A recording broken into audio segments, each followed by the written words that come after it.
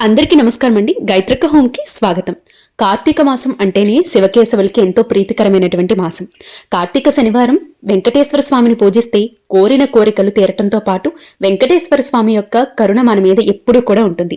అయితే మనకి నవంబర్ 30 అంటే రేపు మనకి చివరి కార్తీక శనివారం వచ్చింది.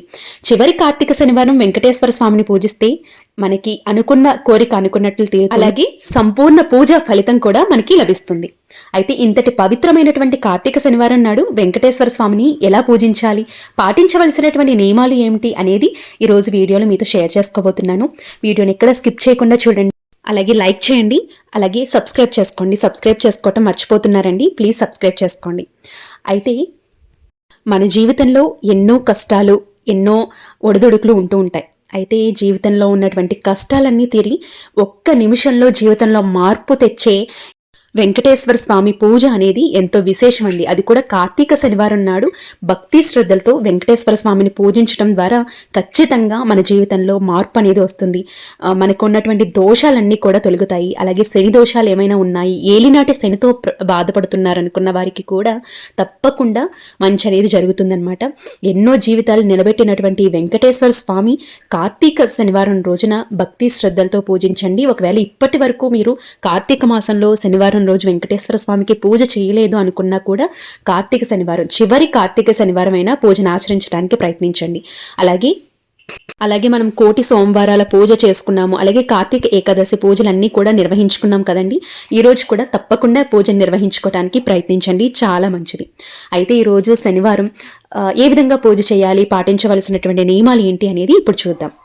ఈరోజు శనివారం నాడు స్త్రీలు ఉదయాన్నే నిద్రలేచి చన్నీటితో తలస్నానం చేసి ఇంట్లో పసుపు నీళ్లు చల్లుకుని ఇంటి గడపలకు పసుపు రాసి ఇంట్లో వెంకటేశ్వర స్వామి పూజ అనేది ఆచరించాల్సి ఉంటుంది. ఒకవేళ తెల్లవారుజామునే మీరు చన్నీటితో తలస్నానం చేయాలి అని అనుకున్నా, కుదరలేని వాళ్ళు, ఆరోగ్యం సరిగ్గా లేని వారు చన్నీటితో చేయకపోయినా పర్వాలేదండి. నార్మల్గా గోరువెచ్చటి వాటర్తోనైనా మీరు స్నానం అనేది చేయవచ్చు. ఇక్కడ పూజ ఎంతైతే ప్రాధాన్యత ఇస్తామో మనం ఆరోగ్యానికి కూడా అంతకంటే ఎక్కువ ప్రాధాన్యత ఇవ్వాలి. కాబట్టి ఆరోగ్య రీత్యా పూజలు అనేవి చేసుకోవాల్సి ఉంటుంది. ఎందుకంటే మన ఆరోగ్యం, అలాగే మన కుటుంబ పరిస్థితులు, మన స్థితిగతులు అన్నీ కూడా స్వామివారికి తెలుసు. కాబట్టి మనకి ఉన్న రీతిలోనే, ఆరోగ్యం సహకరించిన రీతిలోనే మనం పూజలు అనేవి చేసుకుంటే మంచిదండి. ఈ విధంగా స్వామివారికి పూజకి కావలసినటువంటివన్నీ కూడా ముందుగానే ఏర్పాట్లు అనేవి చేసుకోవాల్సి ఉంటుంది. ఇంటి గడపకి పసుపు రాసి ఇంట్లో వెంకటేశ్వర స్వామి పూజ అనేది చేసుకోవాలండి. శనివారం రోజు పూజ చేసే స్త్రీలు కాళ్ళకి తప్పకుండా పసుపు అనేది రాసుకోవాలి. శనివారం రోజే కాదు, ఏ పూజ చేసినా కూడా కాళ్లకు పసుపు అనేది రాసుకోవాలి. కుంకుమ బొట్టు నుదుటిన ఉండాలి. అలాగే పాపిట్లో పెట్టుకోవాలన్నమాట. ఇవన్నీ కూడా తప్పకుండా ఆచరించవలసినటువంటి పద్ధతులండి. మనకి గురువుల దగ్గర నుంచి, అలాగే మనకి ఉన్నటువంటి పెద్దల దగ్గర నుంచి వస్తున్నటువంటి ఆచారాలు, పద్ధతులు అస్సలు ఎప్పుడూ కూడా విడవకూడదు. దీని వెనుక మనకి ఉన్న పద్ధతులతో పాటు ఖచ్చితంగా సైంటిఫిక్ రీజన్స్ కూడా ఉంటాయి. సరే, దీంతో పాటు వెంకటేశ్వర స్వామి పటాన్ని కూడా శుభ్రం చేసుకుని స్వామివారి పటానికి గంధం బొట్లు పెట్టుకోవాలి. మీ దగ్గర ఉన్న నగలతో చక్కగా స్వామివారిని అలంకరించవచ్చు. ఒకవేళ మీ దగ్గర ముత్యాలు ఉన్నాయి అనుకుంటే ముత్యాలతో స్వామివారిని అలంకరించండి, చాలా మంచిది. అలాగే రోజు ధనలక్ష్మి కుంచాన్ని కూడా పెట్టుకోవచ్చండి. చక్కగా ధనలక్ష్మి కుంచాన్ని కూడా స్వామివారి పూజలు ఏర్పాటు అనేది చేసుకోవచ్చు. ఈరోజు తప్పకుండా తులసి మాలని సమర్పించడానికి ప్రయత్నించండి. లేదంటే తులసి దళాలైనా కూడా స్వామివారి ముందు పెట్టి తులసి దళాలతో పూజ అనేది చేసుకోవడానికి ప్రయత్నించండి. అలాగే ఈరోజు తప్పకుండా పిండి దీపారాధన చేసుకోవాలండి. పిండితో 3 ప్రమిదల్లా చేసుకోవాలి. అలాగే 3 ప్రమిదలకి కూడా కుంకుమ బొట్లు పెట్టి వెంకటేశ్వర స్వామి పటం ముందు పెట్టి ఒక్కొక్క దీపంలో 7 ఒత్తులు ఆవు నేతితో కానీ నువ్వుల నూనెతో కానీ వేసుకోవచ్చు. ఒకవేళ 7 ఒత్తులు వేయలేని పక్షంలో మీరు 2 ఒత్తులు కలిపి 1 ఒత్తుగా చేసుకుని ఇలా 3 ప్రమిదల్లోనూ కూడా వేసుకుని మీరు దీపారాధన అనేది చేసుకోవచ్చు. ఆవు నేతితో దీపారాధన శ్రేయస్కరం. ఆవు నెయ్యి లేదు అనుకుంటే నువ్వుల నూనెతో దీపారాధన చేసుకున్నా పర్వాలేదు. ఒకవేళ మీ దగ్గర నువ్వుల నూనె కూడా లేదక్క అని అనుకుంటే కనుక కొబ్బరి నూనెలో కొంచెం ఆవు నేతిని రంగరించినా కూడా మీరు ఆ విధంగా కూడా పూజ అనేది చేసుకోవచ్చు. నేతి దీపారాధన లెక్కలోకి వస్తుంది. పూజ చేసేంతసేపు కూడా ఓం గోవిందాయ నమః అనే మంత్రాన్ని జపిస్తూ పూజ అనేది చేసుకోవచ్చు. అలాగే మీకు శ్లోకాలు, స్తోత్రాలు వచ్చు అనుకుంటే కనుక అవి కూడా పఠిస్తూ పూజ అనేది చేసుకోవచ్చు. మనం ఏ పూజ చేసినా, ఏ వ్రతం చేసినా ముందు గణనాథుడికి పూజ అనేది చేస్తాం. కాబట్టి గణపతికి పూజ అనేది చేసి పసుపు, కుంకుమ, అక్షింతలు, వస్త్రము గంధం ఇవన్నీ కూడా సమర్పించి పుష్పాన్ని సమర్పించి దీపారాధన చేసుకుని దీపజ్యోతికి కూడా నమస్కరించుకుని మేము ఈ తలపెట్టి ఈ పూజలో ఎలాంటి ఆటంకాలు లేకుండా చూడు స్వామి, అలాగే మేము ఏ కార్యక్రమం తలపెట్టినా అందులో విజయాలు సాధించేటట్టు చూడు స్వామిని నమస్కరించుకోవాలి. తరువాత వెంకటేశ్వర స్వామికి పూజ అనేది ఆచరించాలి.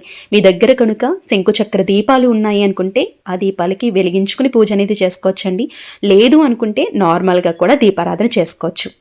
అయితే ఈరోజు పూజ చేసేటప్పుడు పచ్చకర్పూరం హారతిని ఇవ్వటానికి ప్రయత్నించండి. పచ్చకర్పూర హారతి అంటే స్వామివారికి ఎంతో ప్రీతి కాబట్టి పచ్చకర్పూర హారతిని ఇంట్లో ఇవ్వటానికి ప్రయత్నించండి. పచ్చకర్పూరం అనేది ఇంట్లో హారతి ఇచ్చిన తర్వాత ఇల్లు అనేది చాలా పాజిటివ్గా ఉంటుందండి. అలాగే చాలా మంచి సువాసన అనేది వస్తుంది. దీపారాధన చేసుకున్న తర్వాత దీపజ్యోతికి కూడా నమస్కరించుకుని మీకు ఉన్నటువంటి సంకల్పం మరొక్కసారి స్వామివారికి విన్నవించుకోవాలి. తర్వాత స్వామివారికి 5 సార్లు ప్రదక్షిణలు అనేవి చేయాలండి. అలాగే చక్కగా మీరు నైవేద్యం అనేది సమర్పించవలసి ఉంటుంది. ఇవాళ చక్కెర పొంగల్ నైవేద్యంగా పెట్టుకోవచ్చు, ప్రసాదం తీపి పదార్థాలను నైవేద్యంగా పెట్టుకోవచ్చు. మీరు ఏదైనా కూడా నైవేద్యంగా ఈరోజు పెట్టుకోవచ్చండి. లేదు అంటే చిన్న బెల్లం ముక్కనైనా కూడా మీరు నైవేద్యంగా సమర్పించవచ్చు. అలాగే మనం వెంకటేశ్వర స్వామి పూజకి ముందు వినాయకుడి పూజ చేశాం కదా, వినాయకుడి పూజలో కూడా చిన్న బెల్లం ముక్కని నైవేద్యంగా పెట్టి వెంకటేశ్వర స్వామికి కూడా నైవేద్యం నివేదించవలసి ఉంటుంది. మీరు పళ్ళని కూడా నైవేద్యంగా పెట్టుకోవచ్చండి. ఈ పదార్థాలనే నైవేద్యంగా పెట్టాలని పద్ధతి ఏమీ లేదు. ప్రత్యేకంగా ఈరోజు చందన పిండి దీపం కూడా చేసుకునే వాళ్ళు ఉంటారు, చందన దీపం కూడా వెలిగించేవారు ఉంటారు. అది కూడా వెలిగించుకోవచ్చు అని చాలామంది డౌట్ వస్తూ ఉంటుంది. కొబ్బరి దీపం ఏదైతే ఉంటుందో నారికేల దీపం ఈరోజు వెలిగించుకోవచ్చు అక్క అని అడుగుతున్నారండి. తప్పకుండా వెలిగించుకోవచ్చు. నారికేల దీపం కార్తీక మాసంలో ఎప్పుడైనా వెలిగించుకోవచ్చు. అది కూడా కుదిరితే కార్తీక సోమవారాలు వెలిగించుకుంటే మంచిది. లేదు అంటే ఈ పూజలో కూడా మీరు చక్కగా నారికేల దీపాన్ని వెలిగించుకోవచ్చు. ఇక సాయంత్ర సమయం అంటే శనివారం రోజు సాయంత్ర సమయంలో గుడికి వెళ్ళటానికి ప్రయత్నించండి. సాయంత్ర సమయంలో కూడా సంధ్యా సమయంలో దీపారాధన అనేది చేసుకోవడానికి ప్రయత్నించండి. ఒకవేళ ఉదయం కుదరలేదు అనుకుంటే సాయంత్రం కూడా పూజ అనేది చేసుకుని దీపారాధన అనేది చేసుకోవచ్చు. సాయంత్రం వేళ ఇంటి గుమ్మం ముందు కూడా 2 దీపాలు అనేది వెలిగిస్తాం కాబట్టి ముందు 2 దీపాలు వెలిగించి గడపకి పూజించుకున్న తరువాత ఇంట్లోకి వచ్చి పూజ అనేది చేసుకుంటే మంచిది. అలాగే దేవాలయాలకి వెళ్ళినప్పుడు మొదట ధ్వజస్తంభాన్ని దర్శించుకుని దేవాలయాల్లో ప్రదక్షిణలు చేసి చక్కగా స్వామివారి ఆశీర్వాదం తీసుకుని రావాల్సి ఉంటుంది. అలాగే మనకి ఏదైనా కష్టం వచ్చినప్పుడు ఆ సమస్యల నుండి వెంటనే గట్టెక్కించమని కోరుకున్న వెంటనే మన కోరిక తీర్చే వెంకటేశ్వర స్వామి, అలాగే మనకి ఏదైనా ఆటంకాలు కష్టాలు వచ్చినప్పుడు ఆపద్బాంధవుడు లాగా ఆదుకునే వెంకటేశ్వర స్వామికి కార్తీక మాసంలో చివరి కార్తీక శనివారం రోజు పూజ అనేది ఆచరించడానికి ప్రయత్నించండి. ఈ విధంగా చక్కటి ఫలితాలు అనేవి జీవితంలో మార్పులు అనేవి చూస్తాము. అంతేకాకుండా మార్గశిర మాసం కూడా వస్తుంది కాబట్టి ఈ మార్గశిర మాసంలో ఆచరించవలసినటువంటి పూజలు అలాగే వ్రతాలు ఏంటి అనేది నేను ఏమేమి వస్తున్నాయి అలాగే గురువారాలు ఎన్ని వచ్చాయి అనేది నేను ఆల్రెడీ వీడియో చేస్తాను, ఒకసారి చూడండి. అయితే గురువారాలు ఎలా చేసుకోవాలి, లక్ష్మీదేవి అమ్మవారికి పూజ ఎలా చేయాలి అనేది నేను నెక్స్ట్ వీడియోస్ రూపంలో అందించడం జరుగుతుంది.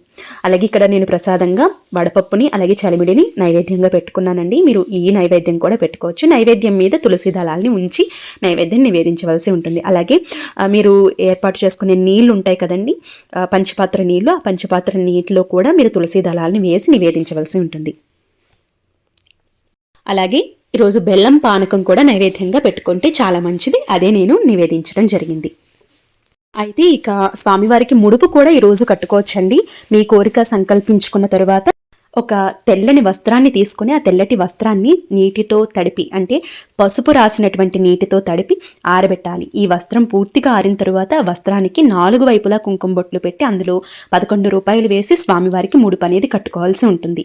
స్వామివారికి ముడుపు కట్టినప్పుడు కూడా మీ సమస్య ఏంటి అనేది, ఎందుకు ముడుపు కడుతున్నారు అనేది స్వామివారికి చెప్పుకుంటూ 3 ముడులు వేసి ఆ ముడుపును స్వామివారి పటం ముందు పెట్టాలి. మీ కోరిక తీరాక ముడుపుతో దర్శనానికి వస్తానని స్వామివారికి చెప్పాలండి. తరువాత 108 గోవింద నామాలు చదువుకున్న తరువాత మీ కోరిక తీరిన తరువాత ఈ ముడుపుని తీసుకెళ్లి తిరుమలకి దర్శనానికి వెళ్ళి ఈ ముడుపుతో పాటు కొద్దిగా వడ్డీని కూడా కలిపి స్వామివారికి హుండీలో వేయాల్సి ఉంటుంది.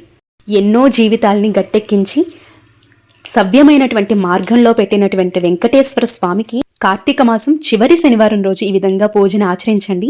అద్భుతమైనటువంటి ఫలితాలు మీ జీవితంలో కనిపిస్తాయి. ఐ హోప్ ఈ వీడియో మీకు నచ్చిందని అనుకుంటున్నాను. నచ్చినట్లయితే లైక్ చేయండి, అలాగే షేర్ చేయండి, తప్పకుండా సబ్స్క్రైబ్ చేసుకోండి. రేపటి ఒక మంచి వీడియోతో మళ్ళీ మీ ముందుకు వస్తాను. మీకు ఏమైనా డౌట్స్ ఉన్నాయనుకుంటే కమెంట్ సెక్షన్లో అడగండి, తప్పకుండా మీకు రిప్లై ఇవ్వడం అనేది జరుగుతుంది. థ్యాంక్ యూ ఫర్ వాచింగ్ అండి. రేపటి వీడియోలో మళ్ళీ కలుద్దాం. అప్పటి వరకు నమస్తే, మీ గాయత్రక్క.